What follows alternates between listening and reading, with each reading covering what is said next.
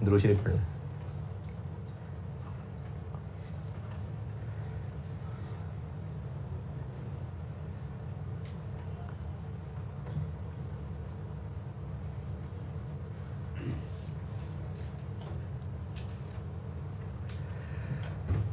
Question number 25, autumn 21।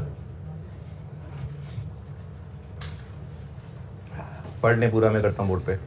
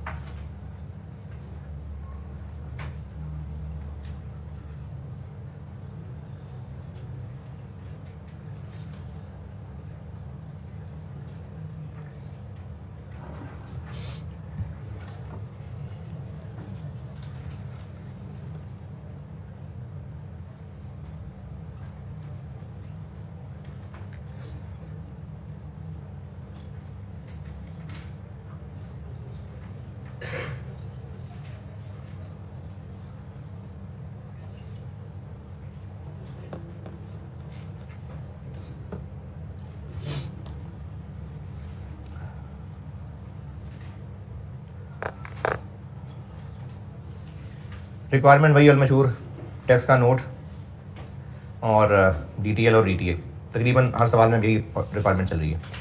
तो part A के लिए एक पेज रख के तो वर्किंग,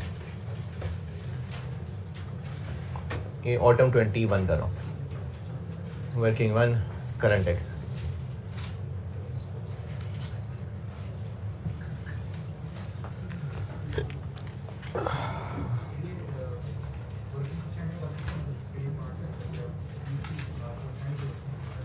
वो भी ठीक है, यानी ए और बी पहले कर लें, वर्किंग बाद में कर लें ऐसे। यानी पार्ट ए के लिए पेज लग जाएगा, पार्ट बी के लिए पेज लग जाएगा, तो वर्किंग उससे आगे चली जाए। ये भी ठीक है। चलो जी, current tax PBT 50।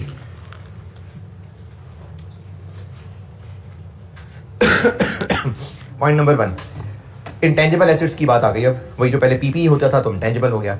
Accounting amortisation tax amortisation से ज़्यादा है, तो ऐड, क्योंकि अकाउंटिंग ज़्यादा है तो अकाउंटिंग वाली ट्रीटमेंट कर लेते हैं।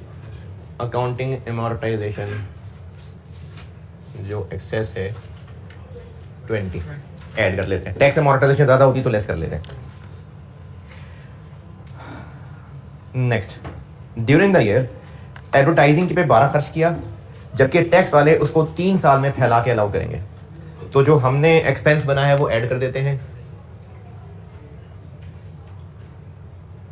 12, और जो टैक्स वालों ने एडमिसिबल एडवर्टीजमेंट, ये इनमें से 1/3 है, 4।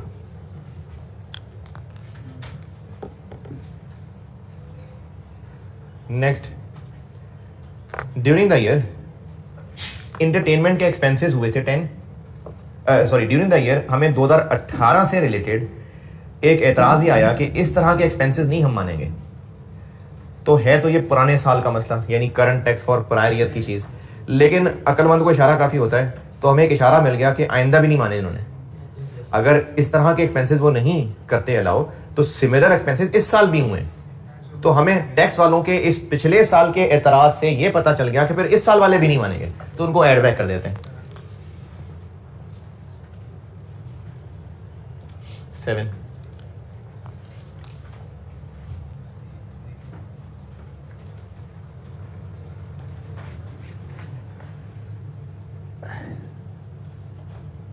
ये तो कम लग रहा है मुझे। पॉइंट नंबर 5, वारंटी प्रोविजन, और ये BDCD आ गया और वारंटी वाले जो एक्चुअल एक्सपेंडिचर है वो अलाउ करते हैं। अकाउंट बना लेते हैं।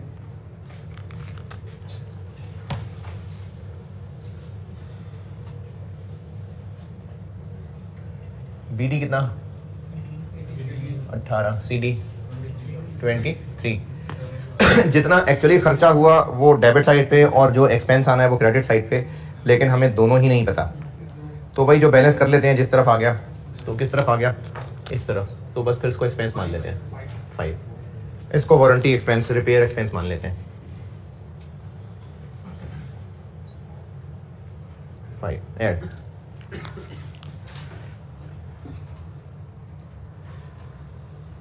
Point number 6, dividend income 6 income है, आउट ऑफ विच 2 नहीं मिली, मतलब 4 मिल गई। तो इनकम ऐड कर देते हैं और इनकम लेस कर देते हैं, और रिसीट पे चूंकि अलग रेट लगना है तो वो बाद में फिर नॉर्मल रेट के साथ लगा लेंगे। तो डिविडेंड इनकम लेस कर देते हैं 6।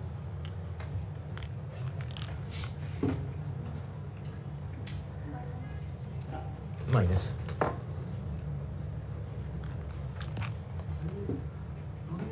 है 2 क्यों लेस करें, हमने इनकम बनाई है ना, तो इनकम ही लेस कर रहे हैं। टैक्स वालों ने रिसीट पे टैक्स लगाना है, तो वो नीचे चल के जब नॉर्मल रेट लगाएंगे तो डिविडेंड का रेट अलग लग जाएगा, वो 4 पे लगेगा ना। 4 रिसीव हो गया है तो 4 पे लग जाएगा जब नीचे नॉर्मल रेट लगाऊंगा। तो हमने इनकम बनाई है वो लेस कर दी। प्लांट लीज पे लिया था यार, वैसे इतना भी मुश्किल नहीं आई इस ट्वेल्व, वाकई मजाक कर रहे हैं ना।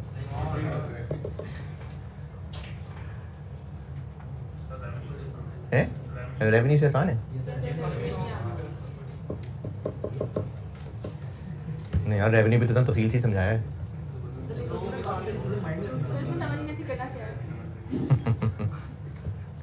अच्छा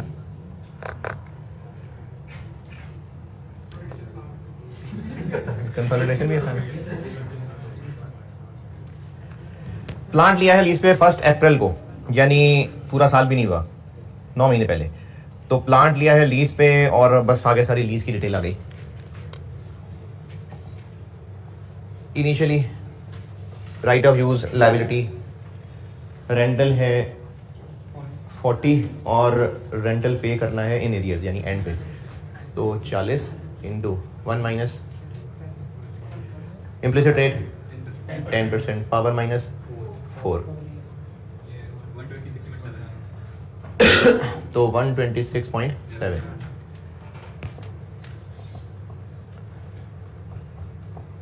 राइट ऑफ यूज के लिए कॉस्ट इसकी 126.7 और डेप्रिसिएशन 9 महीने की 126.7 डिवाइडेड बाय 4 इंटू 9/12 23.78। और ये हो गई डेप्रिसिएशन, और कैरिंग अमाउंट भी इसे निकाल लेते हैं 102.93। और लीज लायबिलिटी गुजरे ही चूंकि अभी सिर्फ 9 महीने हैं तो स्केड्यूल की जरूरत ही नहीं है। इनिशियल अमाउंट 126.7 और बस 9 महीने का इंटरेस्ट शामिल कर लेते हैं, क्योंकि पेमेंट ही नहीं हुई ना अभी, तो स्केड्यूल की तो जरूरत ही नहीं है। 126.7 10% इंटू 9/12 9.5, तो ये निकली कैरिंग अमाउंट 136.2। पेमेंट कोई हुई नहीं अभी, 9 महीने हुए हैं, तो इसलिए स्केड्यूल टाइप बनाने की जरूरत ही नहीं है, बस सिर्फ 9 महीने का इंटरेस्ट एक्रू कर दिया।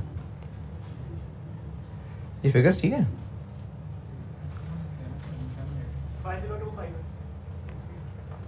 डिस्काउंटिंग क्या बनती है 7.9 ना, 7.9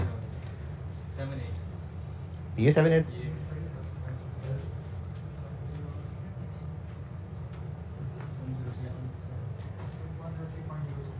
ये क्या 9.5,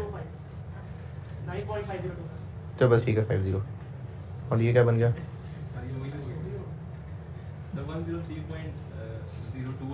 ऊपर 103.02 और ये 9.5 ये 1 हो गया जी। इधर नीचे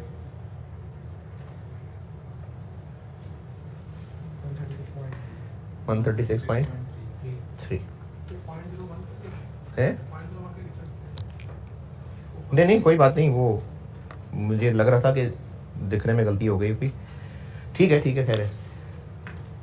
अब यहाँ से हमें चीज़ें मिल गई, डेप्रिसिएशन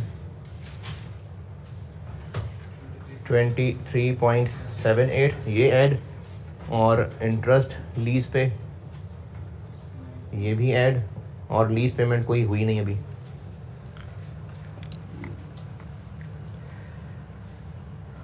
और पॉइंट नंबर 8 टैक्स रेट्स हैं बस।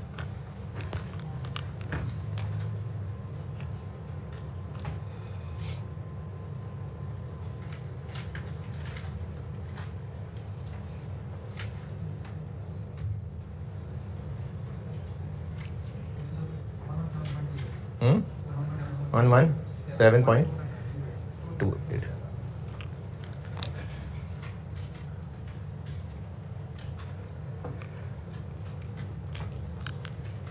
बढ़ गए यार लोग, 2 और आ गए।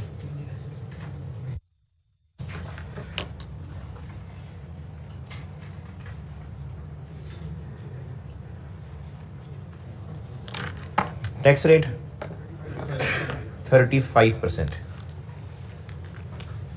117.28 पे 35% लग जाएगा, 41.05, और डिविडेंड के ऊपर रेट है 4 × 15.6, ये 4 पे लगेगा क्योंकि रिसीव 4 हुआ है, 41.65।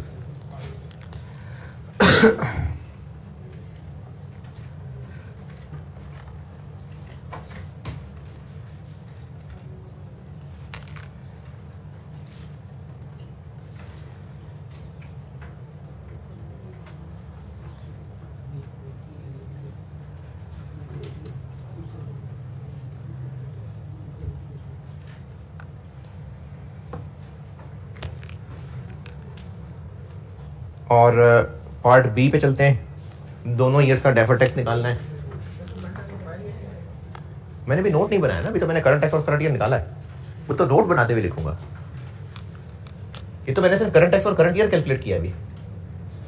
Part B deferred tax for 2019 भी और 2020 भी। 19 निकालते हैं।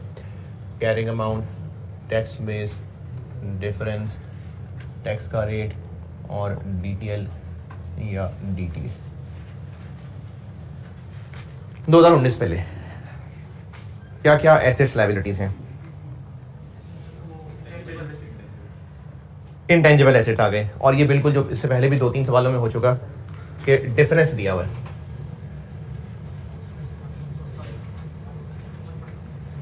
अच्छा, जो डिफरेंस दिया हुआ है ऑलरेडी, वो किस डेट का दिया हुआ है?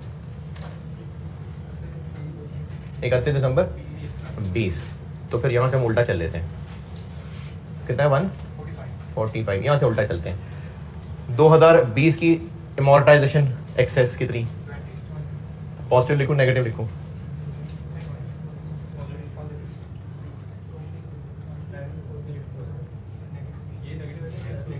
नेगेटिव लिखूं ये? हाँ जी, रट्टा ही लगा लें। अगर अकाउंटिंग डेप्शन ज़्यादा हो तो नेगेटिव लिखें, टैक्स डेप्शन ज़्यादा हो तो पॉजिटिव लिखें, और ऊपर चलें 165। तो ये फिगर चाहिए थी हमें। इंटेंजिबल एसेट्स 165, और 19 में क्या एसेट्स थे? 19 में और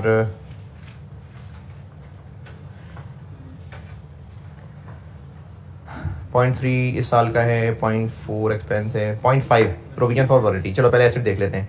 पॉइंट नंबर 6 ये भी इसी साल का है, 0.7 भी इसी साल का है। बस provision for warranty.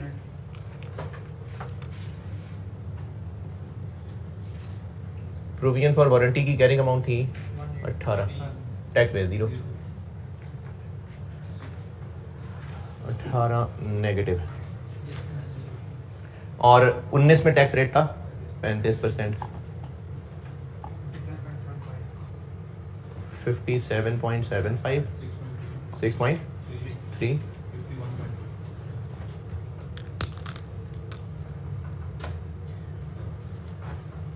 51.45।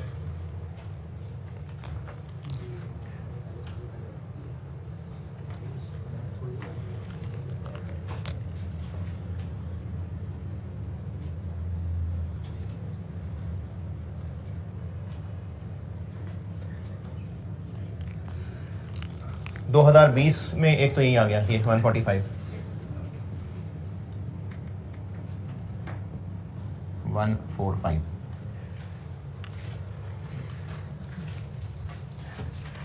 Point number 3 में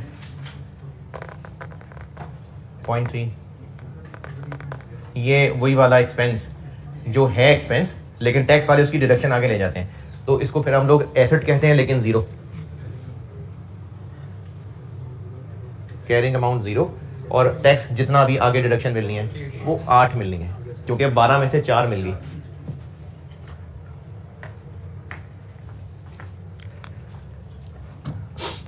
पॉइंट नंबर 4, इसमें कुछ नहीं। पॉइंट नंबर 5 प्रोविजन देखते, पहले एसेट्स देख लेते हैं। पॉइंट नंबर 6 जी,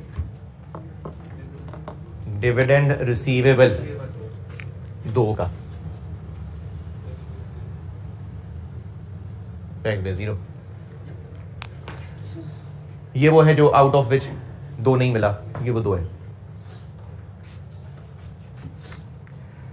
और पॉइंट 7 ये कर लिया, राइट ऑफ यूज 103.02, और लीज लाइबिलिटी 136.30, और प्रोविजन फॉर वारंटी 2300।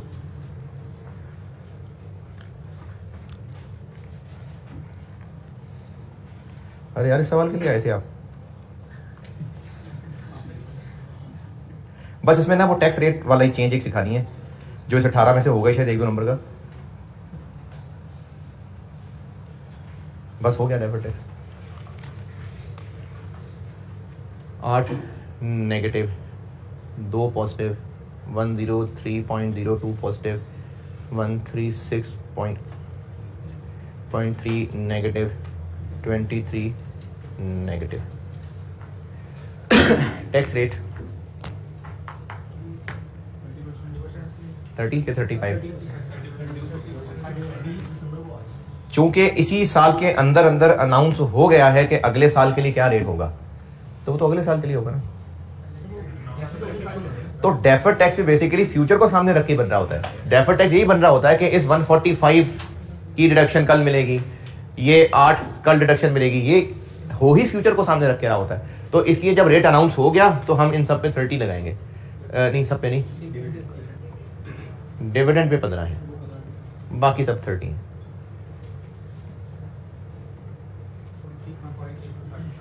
$43.5, 2.4 नेगेटिव, 0.3, 30.90, क्या 0.91, 40.89 नेगेटिव, 6.9 नेगेटिव।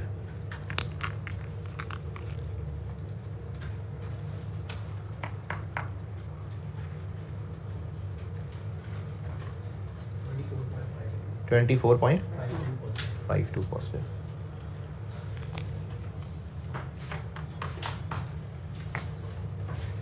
और OCI कोई है नहीं,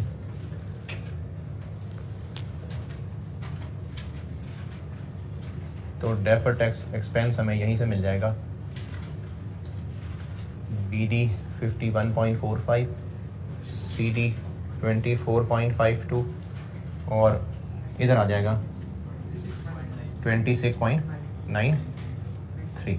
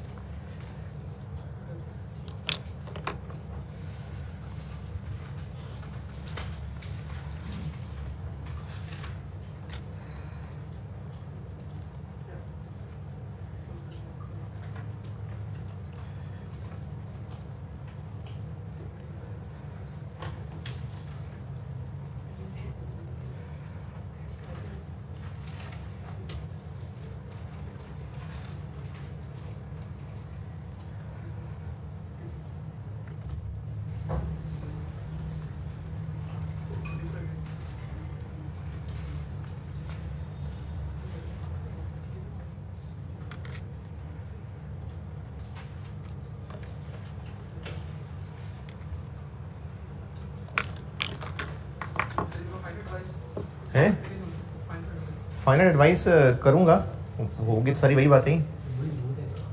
क्यों? लेकिन वो तो होंगी तो वही सारी, लेकिन मैं पहले ये फारिग तो हूँ क्लासों से। देखूंगा शायद वेडनेसडे को रिकॉर्ड करा दूँ। ऑन है ना?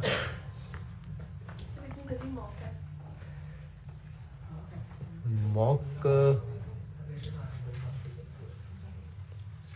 अगर तो आपने पढ़ाई का प्रॉपर स्केड्यूल बनाया है और उसको वाकई फॉलो कर लेंगे और मॉक उस स्केड्यूल में एक रुकावट है तो ना दें, कोई इशू नहीं, ना दें। नहीं, ज़ाया तो तब है ना अगर आपके स्केड्यूल में वो फिट नहीं आ रहा, तो फिर ज़ाया है, फिर रहने दें। पार्ट ए, टैक्सेशन का नोट।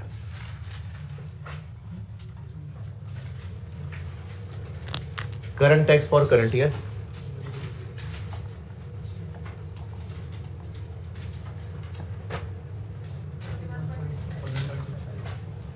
$41.65 और current tax for prior year, वो जो 10 का उन्होंने अपराध उठाया है,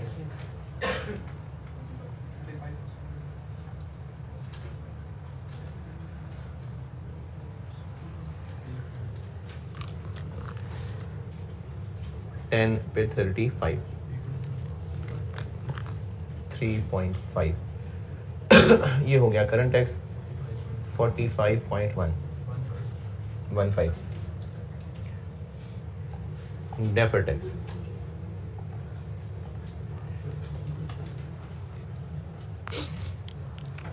ये इफेक्ट ऑफ रेट चेंज के लिए असल में ये सवाल पिक किया मैंने, बाकी तो बिल्कुल मुनासिब है। यहां तक पहुंचे फिर इफेक्ट ऑफ रेट चेंज बताता हूं।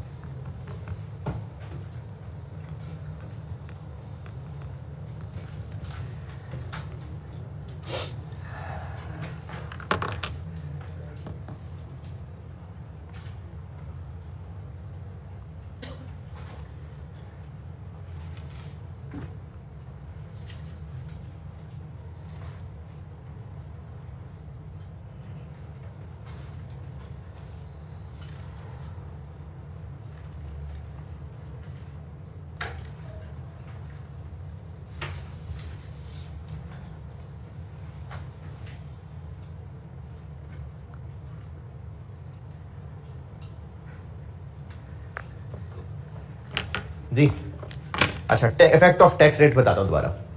पहले हमने इफेक्ट ऑफ टैक्स रेट की जो मिसाल पढ़ी थी ना, वो ये थी कि ये आइटम्स जो पिछले साल मौजूद थी इन पे 35 था और इस साल 30 हो गया। पिछले साल 35 था, इस साल 30 हो गया।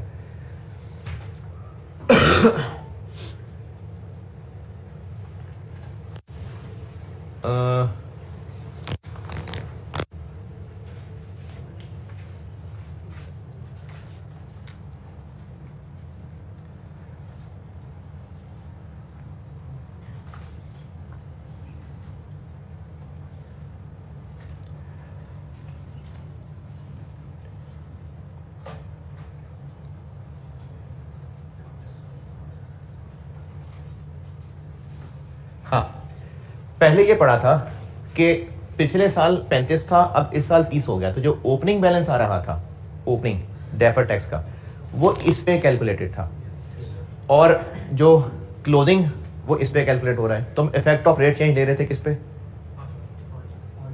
किस अमाउंट पे? 5% ओपनिंग।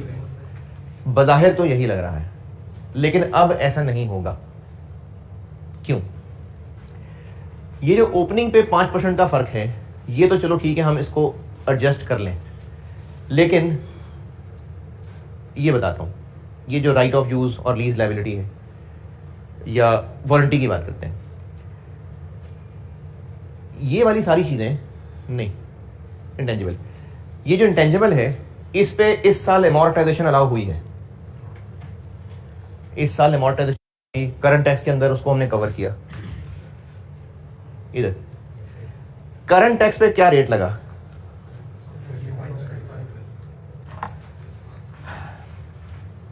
अच्छा, अब जो मैंने एक दफा इफेक्ट ऑफ रेट चेंज बताया था ना, वो समझ आया था कि नहीं आया? अगर कोई फिगर्स नोट की हुई हैं, बल्कि खैर रहने दें, तब हमने काम ये किया था, और ये मैं वो फिगर नहीं ले रहा है, ऐसी खुद से अज्यूम कर रहा हूँ, जो DTL का BD था उसके ऊपर लेट से 100 टैक्सेबल डिफरेंस था और तब 30% रेट लगा था, और CD में ये डिफरेंस बढ़ के 120 हो गया था और 35, बल्कि मैं फिगर बदलता हूँ क्योंकि यहाँ वो 35 30 उलट है, 32 कर लेता हूँ, 38.4।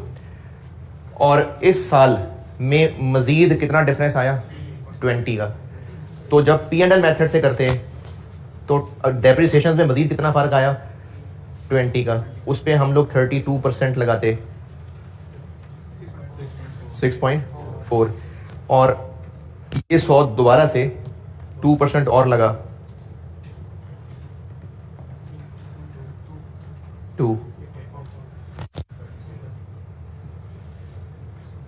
ठीक है, तब ये बात बताई थी, मैंने फिगर्स बदली हैं, लेकिन तब ये बात हुई थी कि ओपनिंग पे पिछले साल 30 लगा हुआ था, इस साल क्लोजिंग पे ये 100 और 120, 100 फिर से शामिल हुआ और 32 लग गया। और जो मजीद डिफरेंस अराइज हुआ, मजीद डिफरेंस यानी इस साल में जो डेप्रिसिएशन का फर्क, अच्छा जो मैं सारी कहानी बता रहा हूँ, अगर ना समझ आई तो करना तो ऐसे ही जो बताऊंगा, लेकिन कोशिश कर रहा हूँ कि मैं समझा सकूँ। ये 20 इस साल जो मजीद डेप्रिसिएशन पे फर्क अराइज हुआ, अगर P&L मेथड चलते तो इसके ऊपर 32 लगाते और इस 100 पे 2 और लगाते तो फिर ये टैली कर रहा है। अब इसको ना रेट्स को पहचान के फर्क समझिएगा। इस पे 32 लगा है, जो फॉर द ईयर मजीद डिफरेंस अराइज हुआ उस पे भी 32 लगा, इसका मसला है, तो इस पे 2 और लगा दिया। ये बात फिर देखिए, क्लोजिंग पे 32 लगा हुआ है, फॉर द ईयर पे जो मजीद डिफरेंस अराइज हुआ 32 लगा हुआ है, लेकिन इस पे 30 लगा है, तो इस 100 पे हम 2% और लगा देंगे। अब इस सवाल में देखें, पिछले साल 35 लगा हुआ था, यानी यहां 35 है, ये नंबर जो भी है यहां 35 है, क्लोजिंग पे 30 लग गया, यहां फिगर जो भी है, और जो फॉर द ईयर मजीद डिफरेंस आया उस पे भी 35 लगा। जो फॉर द ईयर मजीद एमोर्टाइजेशन का डिफरेंस आया उस पे 35 लगा हुआ है। अब ओपनिंग पे भी 35, जो फॉर द ईयर मजीद डिफरेंस आया उस पे भी 35, इस पे 30 है, तो अब इस पे 5 लगाएंगे। अब इसकी सवाल में पहचान बनाने के लिए मैंने एक अंग्रेजी लिखी है, देखिए अगर तो आपको वो समझ आती है। ये जहां मैंने फॉर्मेट में पेज 82,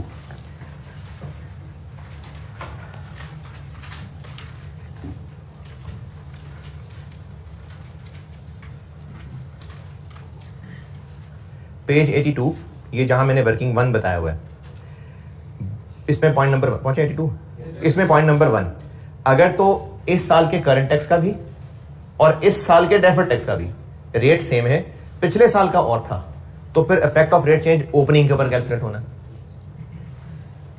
ये उस सवाल में था जो भी पिछली क्लास में किया था। नोट नंबर 2, अगर करंट टैक्स का रेट और पिछले साल वाले डेफर्ड टैक्स का रेट सेम है, लेकिन क्लोजिंग डेफर्ड टैक्स का डिफरेंट है, तो फिर effect of rate change opening differences पे नहीं, क्लोजिंग डिफरेंसेस पे लगेगा। ये 1 और 2 पॉइंट में लिखा हुआ है। फिर मैंने ना मुख्तलिफ तजुर्बे करके देखे, और वो एक फाइल एडवांस के नाम से आपके कोर्स में रखी है। वैसे मैंने कहा तो ज़रूर था कि जो देखना चाहे देखे, लेकिन अगर तो आप सिर्फ इस एक पेपर में PhD कर रहे होते तो ज़रूर मेरी तरह दिमाग ख़राब करते, वरना आप ये ना हो कि उसमें उलझ जाएं। तो इसलिए किसी को बहुत ही अखीर किस्म का दिल कर रहा हो तो देखे, वरना रहने देना। फिर मैंने उसमें कुछ तजुर्बे करके देखे, और उस तजुर्बों से जो मुझे रिजल्ट मिला वो मैंने पॉइंट 3 बना के दे दिया। ये अभी तक है नहीं, टेस्ट नहीं हुआ है पॉइंट नंबर 3, लेकिन ये मेरे उन तजुर्बों का रिजल्ट था, तो मैंने उसको फिर पॉइंट 3 बना के लिख दिया। तो ये जो इन नोट नंबर 1 लिखा हुआ है ये पिछली क्लास वाला सवाल, जो नोट 2 लिखा है वो ये वाला सवाल, और जो नोट 3 है ये मैंने उन तजुर्बों से बना के लिखा है। किसी का दिल करे वो तजुर्बे देखने का तो वो इस पॉइंट 3 को समझने की कोशिश करना, वरना 2 नंबर के पीछे इतनी ज़िंदगी बर्बाद ना करें, क्योंकि effect of rate changes 18 number के सवाल में 2 नंबर से ज़्यादा नहीं होगा। तो अब हम इफेक्ट ऑफ रेट चेंज जो लेंगे ना वो इन पे नहीं लेंगे, अब हम इन पे लेंगे। अभी आपने एग्जांपल लिखी है, सही है ना? ये जो एग्जांपल आपने लिखी है इसके अंदर आपने लिखा है कि ओपनिंग पे 35 लगा हुआ है और फॉर द ईयर में भी 35 है और क्लोजिंग पे 30 है। ठीक है, तो हमने तो इसको आगे जो रेट अगले सालों में लगना है हमने तो इसको उस पर ट्रांसफर करना है ना सर, DTA और या DTR जो भी है उस पर ट्रांसफर करना है। तो सर हमें फिर ओपनिंग को और करंट को चेंज करने की जरूरत नहीं है, बजाय इसके कि हम क्लोजिंग को चेंज करें। नहीं, हम क्लोजिंग को चेंज नहीं करने लगे, टैक्स रेट पे डिफरेंस हो जाएगा। हम सिर्फ ये बता रहे हैं कि tax rate for the year 35% था, जो for the year difference arise हुआ जो 20 का, वो भी 35% के हिसाब से ही deferred tax for the year के डिफरेंस में आना चाहिए। लेकिन चूंकि हम क्लोजिंग 30 पे मेजर कर गए हैं तो ये टैली नहीं करेगा, क्योंकि इस पे 5 हमने कम लगा दिया है। ओपनिंग प्लस मजीद डिफरेंस का टैक्स, ये क्लोजिंग के बराबर आना चाहिए था, तो नहीं आ रहा, क्योंकि हमने क्लोजिंग पे 35 की जगह 30 लगा दिया। या तो आप ये कह लें कि क्लोजिंग, या आप ये कह लें कि ओपनिंग प्लस मजीद डिफरेंसेस, चाहे ऐसे कह लें। देखो पहले हम क्या करते थे कि ओपनिंग के ऊपर 35 अगर 30 हो रहा था तो हम उस पर 5% की डिक्रीज दे देते थे। अब हम ओपनिंग को भी चेंज कर दें और फॉर द ईयर वाले को भी चेंज कर दें, ताकि वो अपडेट होके क्लोजिंग 30 से मैच कर जाए। हाँ बिल्कुल ऐसे कह लें, लेकिन उसमें ना वर्किंग डबल करनी पड़ेगी कि ओपनिंग पे भी करना पड़ेगा। मैंने इसकी कैलकुलेशन बनाई थी तो मुझे बहुत लेंथी लगी, फिर क्लोजिंग के ऊपर देखा तो टैली कर गया। आईकैप का सोल्यूशन भी क्लोजिंग पे लगा हुआ था, तो उसमें टाइम ज्यादा लगेगा। ओपनिंग पे भी इफेक्ट लेना पड़ेगा, फॉर द ईयर डिफरेंस पे भी इफेक्ट लेना पड़ेगा, तो एंड रिजल्ट वही आ जाएगा अगर हम क्लोजिंग पे डिफरेंस ले लें।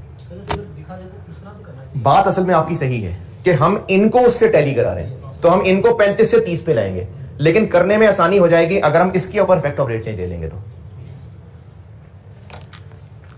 जिनके ऊपर से क्या जाने दें, आपने जो पूछा था समझ आ गई ना बात। अब इसमें जब इफेक्ट ऑफ रेट चेंज लेंगे तो चूंकि लाइन आइटम्स ज्यादा हैं,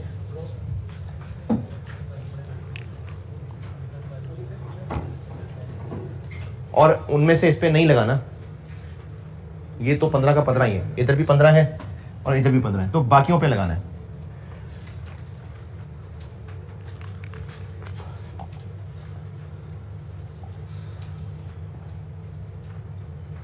तो अगर आप बाकी सब डिफरेंसेस को नेट कर दें इस 2 को छोड़ के, this minus this plus this minus this minus this, closing differences है ना 80.7 पॉजिटिव नेगेटिव पॉजिटिव। अब ये एक टैक्सेबल डिफरेंस है और रेट 35 से 30 हुआ है, यानी 5 डिक्रीज हुआ है। तो टैक्सेबल डिफरेंस हो और रेट डिक्रीज हुआ हो तो नेगेटिव लिखूं कि पॉजिटिव लिखूं? नेगेटिव। कितना देखिए 4.03।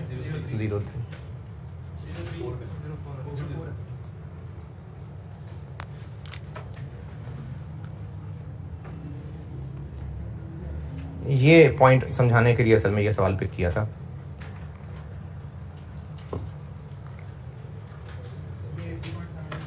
क्या जी? इसमें और सुबह वाले सवाल में जो मैंने फर्क बताया है वो बात नहीं पिक की।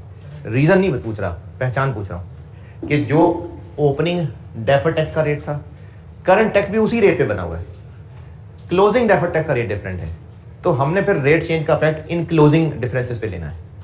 और पिछले क्लास तक था इसका रेट और था, जबकि क्लोजिंग और करंट का रेट सेम है, तो फिर इनके ऊपर हमने टैक्स रेट चेंज लेना है। अब ये कैलकुलेट कैसे हुआ? इन सारे डिफरेंसेस को मिला लें इस 2 को छोड़ के, क्योंकि इसके ऊपर तो रेट चेंज नहीं है ना, पहले भी 15 था अब भी 15 है। इसके अलावा बाकियों पे रेट चेंज हुए हैं, तो इसको छोड़ दें और बाकी सबका नेट करें तो वो 80 पॉइंट समथिंग पॉजिटिव बनता है। अब चूंकि ये एक टैक्सेबल डिफरेंस है, तो बताया था कि रेट कम हो रहा हो और टैक्सेबल डिफरेंस हो तो ये माइनस फिगर नहीं है। ये वहीं उसी पेज पे डब्बा बना के मैंने प्लस माइनस साइन लिखाया हुआ है, और इस डब्बे का टोटल क्या है 26.93 नेगेटिव। तो अब बैलेंस करेंगे तो ये डिफरेंसेस फॉर द ईयर का आ जाएगा 22.89 नेगेटिव। ये है रिलेटिंग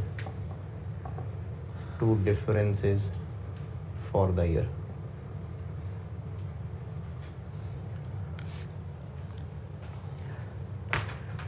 पिछले सेशन में मैंने जो इसका सोल्यूशन कराया था ना, वो वैसे ही कराया था कि ओपनिंग के भी डिफरेंस लिए थे, और फर्दर डिफरेंसेस पे भी रेट लिया था, तो वो बहुत मुश्किल हो गया था, तो फिर मैंने ये क्लोजिंग बता दिया।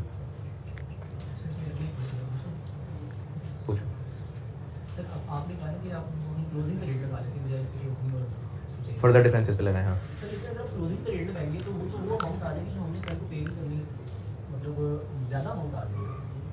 हम ये ले रहे हैं कि अगर क्लोजिंग पे भी 35 ही रहता तो वो ओपनिंग प्लस फर्दर डिफरेंसेस के बराबर होता, सर लेकिन वो लगना तो नहीं है। हाँ, तो इसलिए तो effect of rate change negative ले रहे हैं, इसीलिए तो नेगेटिव है ना कि कल को 35 नहीं बस टैक्स 30 देना पड़ेगा, इसलिए तो नेगेटिव कर दिया। ये बन जाएगा total tax expense for the year 18.22।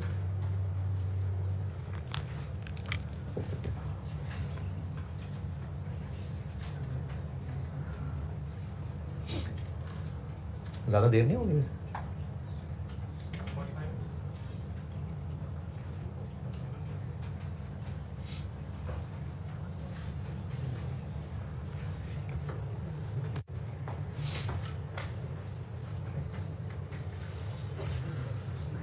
क्योंकि यहाँ क्लास है 4:15।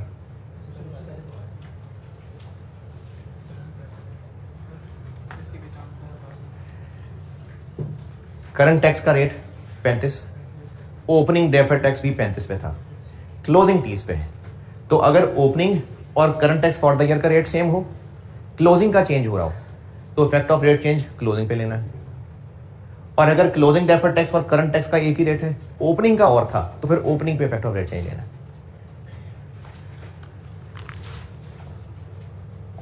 Relationship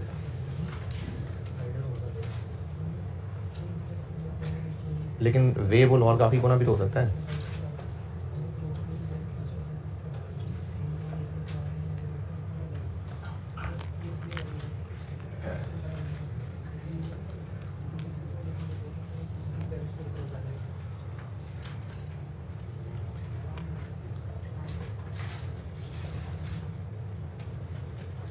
counting profit 50।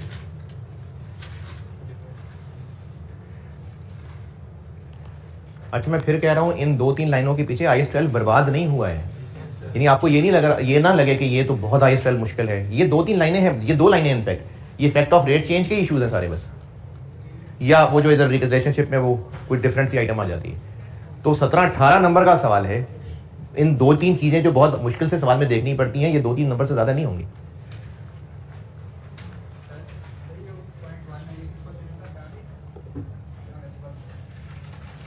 जी, पिछली क्लास में क्या था? 22 में था।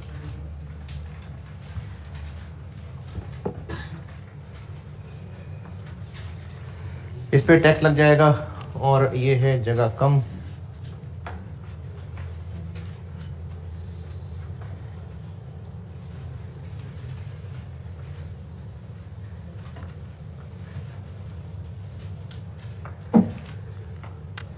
टैक्स लग जाएगा इस पे 50 पे 35%, 17.5।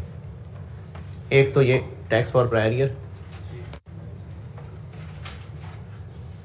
3.5, एक ये effect of rate change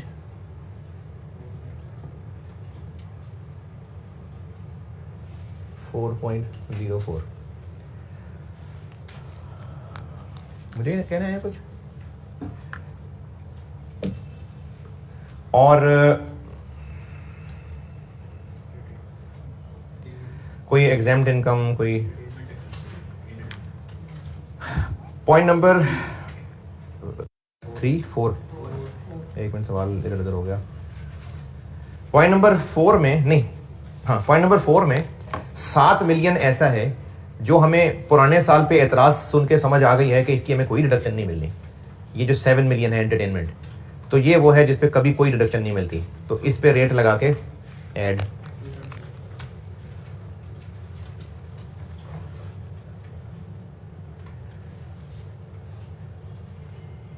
$7 million पे 35%, 2.45।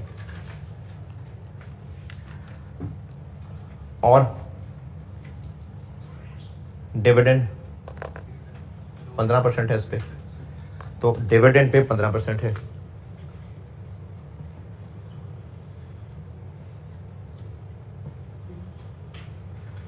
हाँ जी, तो 20 लगा के लेस कर देते हैं। किस पे लगाऊं 20? क्यों 6 पे?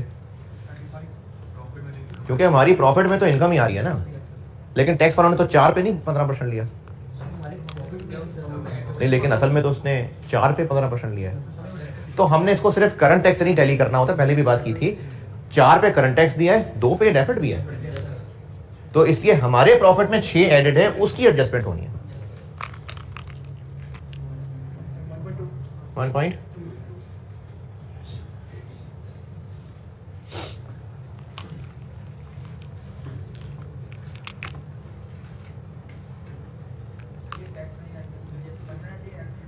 ये जो 7 मिलियन, हाँ जी, ये वाली लाइन, ये पिछली क्लास में मैंने बात की थी कि ये वो फिगर नहीं है जो इस साल अलाउ नहीं हुई। जैसे पिछले किसी सवाल में एनआरवी राइट डाउन था, अभी नहीं हुआ, कल हो जाएगा। इंपेयरमेंट लॉस अभी अलाउ नहीं हुआ, कल अलाउ हो जाएगा।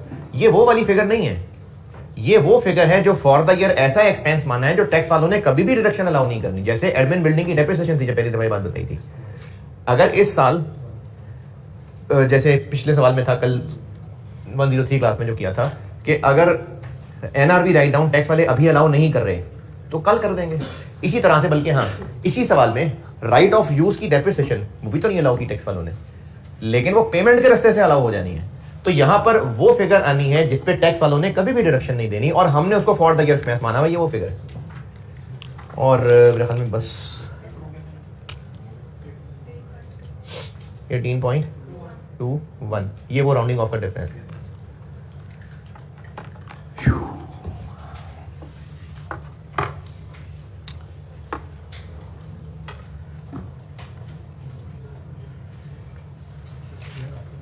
हाँ जी,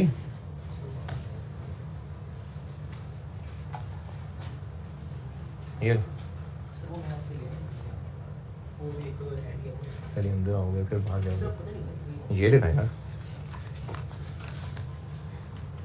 वहां से बाहर ही ना चले जाना।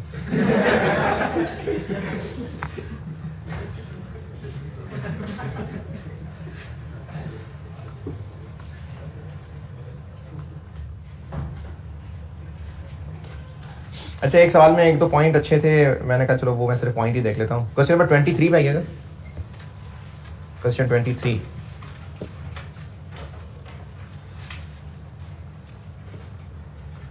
यानी ऑटम 20, पॉइंट 1 पढ़ लें बस इसका। ये पॉइंट 1 पढ़ लें, एक ये बताना है और एक इसमें से और बताना है।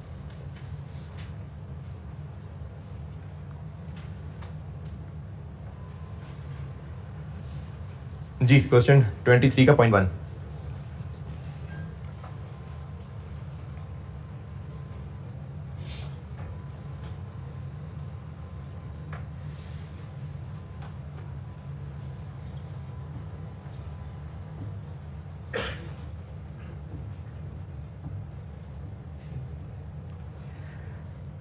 फॉर द ईयर प्रॉफिट में एक 2 मिलियन बैड डेट रिकवर्ड हमारी इनकम आ रही होगी। An amount of 2 million recovered from a customer whose debt had been written off. तो बैड डेट रिकवर्ड हो गया।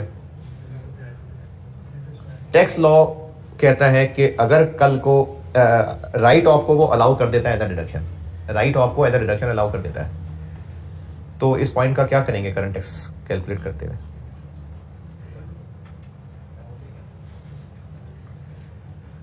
हाँ जी, पहले इधर नहीं, बात इधर सुने, पहले बात की बात कर रहा हूं, पहले इधर। क्यों? देखें, टैक्स वालों ने ना जब राइट ऑफ हुआ था तो उसको अलाउ किया होगा, और अब जब रिकवरी हो गई होगी तो उसको इनकम मानेंगे, और हमने भी इनकम माना हुआ है, तो इसका कुछ भी नहीं करना। इसी तरह सेकंड बुलेट पॉइंट, 16 मिलियन का मिला है डिविडेंड, और इस पे यूके में ही 20% टैक्स पड़ गया, पाकिस्तान में कोई नहीं पड़ना, पाकिस्तान में नहीं पड़ना टैक्स, तो ये एग्जेम्प्ट इनकम वाली ट्रीटमेंट में आएगा। 16 मिलियन का डिविडेंड है और इस पे टैक्स पाकिस्तान में नहीं पड़ना, is exempt from tax in Pakistan. UK में पड़ गया 20%, हैं, अकाउंटिंग प्रॉफिट में से लेस कर देंगे, और एग्जाम्प्ट वाला ट्रीटमेंट उधर है। यूके में लगा है तो वो भी हमें ही पड़ा है ना, वो कौन सा यूके में रहने वालों को पड़ा है, हमें ही पड़ा है ना। तो कंपनी के लिए तो ये टैक्स एक्सपेंस ही है। तो ये वर्ड एग्जेम्प्ट कंफ्यूज कर रहा है। तो ये एग्जेम्प्ट इनकम वाला पॉइंट नहीं है, ये वो वाला पॉइंट है जो अभी सवाल में किया है कि बाकियों पे रेट और था, डिविडेंड पे और था। तो ये वैसा सही पॉइंट है कि बाकियों पे रेट और है, डिविडेंड पे 20। अब चाहे वो 20% टैक्स हमारी जेब से पाकिस्तान में जाए, चाहे यूके में जाए, चाहे जा तो हमारे पास ही रहा है ना, तो है तो हमें ही टैक्स पड़ रहा। तो इसलिए ये वर्ड एग्जेम्प्ट ट्रिकी था, ये एग्जेम्प्ट नहीं है, ये वही है कि डिफरेंट रेट है। और इसी में एक चीज और देखें, नीचे एक टेबल बना हुआ है। अब इस सवाल में इस टेबल में से ढूंढना है जो ढूंढना है। Accounting depreciation, add back tax depreciation less नजर आ रही है, इम्पेयरमेंट एड बैक हो जाएगा, डिस्पोजल से कुछ पता चल रहा है क्या? चूंकि डिस्पोजल वाली बुक वैल्यूज में फर्क है तो यकीनन फिर प्रॉफिट एंड लॉस डिस्पोजल में भी फर्क है, और इतना ही फर्क है जितना बुक वैल्यूज में फर्क है। और कॉस्ट एडिशन में क्यों फर्क आ गया? एडिशन में तो फर्क नहीं होता था। हाँ जी, बोरिंग कॉस्ट नहीं है। इस टेबल के अंदर नीचे लिखा हुआ है, इन्होंने कहा है कि ये एक एक्सचेंज डिफरेंस था, तो हम तो उसको एक्सपेंस बनाते हैं, टैक्स वाले उसको एसेट की कॉस्ट का हिस्सा मान लेते हैं।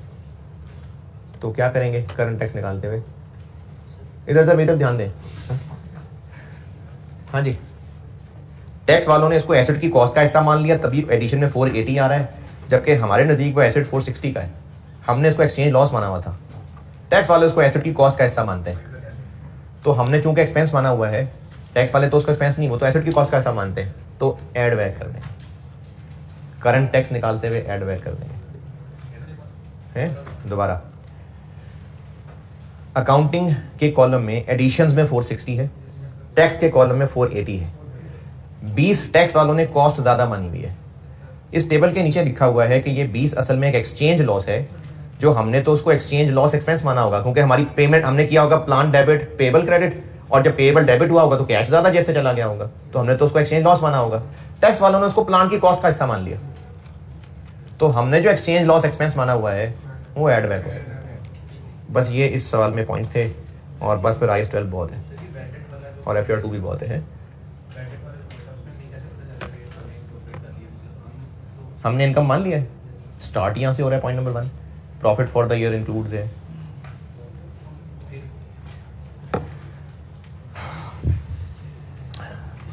अच्छा, वो तो मैं बाकी क्लासेस खत्म कर लूं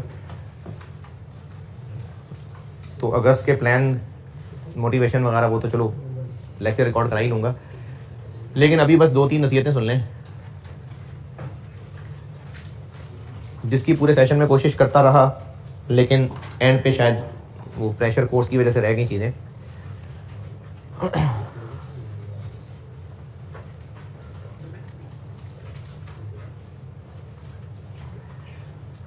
आप लोग अभी चूंकि अपना करियर बनाने के फेज़ में हैं और आप लोग CA करने की मेहनत कर रहे हैं, तो आप लोगों का ये ईमान बन चुका है कि CA करेंगे, करियर अच्छा बनेगा तो लाइफ अच्छी गुजरेगी, इसलिए आप एफर्ट कर रहे हैं। अगर आपका ये बिलीफ ना होता तो आप ना करते पढ़ाई, क्योंकि अगर आपको ये कहा होता कि भाई देख लो CA करके, पता नहीं, हो सकता आपको बाद में कह दिया जाए कि कैमरे को देख के हाथ हिला दें, CA से कुछ नहीं होना, फिर इस अनसर्टेनिटी के पीछे आप ना करते इतनी मेहनत। तो आप इतनी मेहनत चांस पे नहीं कर रहे हैं, आप इतनी मेहनत इसलिए कर रहे हैं क्योंकि आपका ये यकीन बना हुआ है। और आप तभी सुबह 7 बजे भी आए, अभी फिर आ गए, अभी मैंने कल इतवार पे 6-6 घंटे के लिए कॉस्ट वालों को बिठाना है, वो बैठेंगे, और ऐसे जवान भी होंगे जो पहले 6 घंटे कॉस्ट में बैठेंगे, फिर 3 घंटे FR 1 पढ़ेंगे बैठ के। बल्कि यहाँ पर ऐसे जवान भी मौजूद हैं जो सुबह से मेरे साथ हैं, FR 1 में भी मेरी क्लास में बैठा होता है, FR 2 में भी बैठा होता है, कॉस्ट में भी बैठा होता है। अब ये सब मेहनत इसलिए हो रही है क्योंकि आप अपनी सारी प्रायोरिटीज में टॉप पे पढ़ाई रख चुके हैं, क्योंकि आपको ये यकीन है कि इसी में कामयाबी है। ये कच्ची बात है, पता नहीं तब तक जिंदा रहना है कि नहीं रहना, लेकिन असल कामयाबी वो है जिसको दुनिया की जिंदगी के बाद कामयाबी मिलेगी। और पता नहीं पाकिस्तान में रहना है कि नहीं रहना, पता नहीं CA प्रोफेशन में रहना है कि नहीं रहना, लेकिन ये 100% कंफर्म है कि हमें मौत ने आना है और हमने दोबारा जिंदा होना है। तो आप जरूर सीए करिए, आप जरूर करियर बनाइए, इसमें कोई हर्ज नहीं है। बल्कि हर्ज क्या, पसंदीदा काम है कि आप रोजगार कमाने के लिए, अच्छी लाइफ मेंटेन करने के लिए, अपने घर वालों को सपोर्ट करने के लिए, दूसरे लोगों के काम आने के लिए, इस इकोनॉमिक सिस्टम का पिलर बनने के लिए।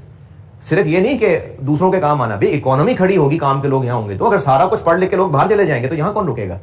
तो इस इकोनॉमी को कंधा देना है और अपनी लाइफ अच्छी गुजारनी है, तो उसके लिए पढ़ना बहुत अच्छी बात है। बल्कि शायद आपका अपने वालिदैन के लिए सोचना और उनके लिए कल को बोझ ना बनना, बल्कि बोझ तो नेगेटिव वर्ड है, उनको कंधों पे बैठाना, और उसके लिए आप मेहनत कर रहे हैं, तो हो सकता है आप अल्लाह को पसंद ही आ रहे हैं उस काम के लिए, ये जरूर करें। लेकिन अपनी सारी एफर्ट हमने बदकिस्मती से सिर्फ और सिर्फ दुनिया हासिल करने के लिए कर ली, इसलिए हमें फर्क नहीं पड़ रहा कि जो एफर्ट हम कर रहे हैं वो हलाल भी है कि नहीं है।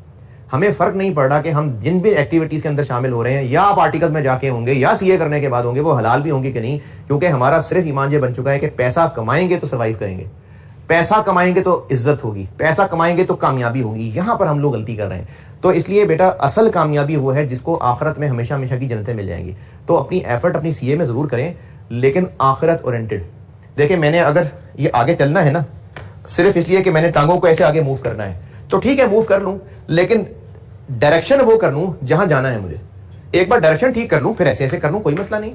तो आप दुनिया की डायरेक्शन, दुनिया में जितनी एफर्ट कर रहे हैं बिल्कुल करें, लेकिन डायरेक्शन सिर्फ वो कर लें कि जिसमें आखिरत की कामयाबी मिलनी है।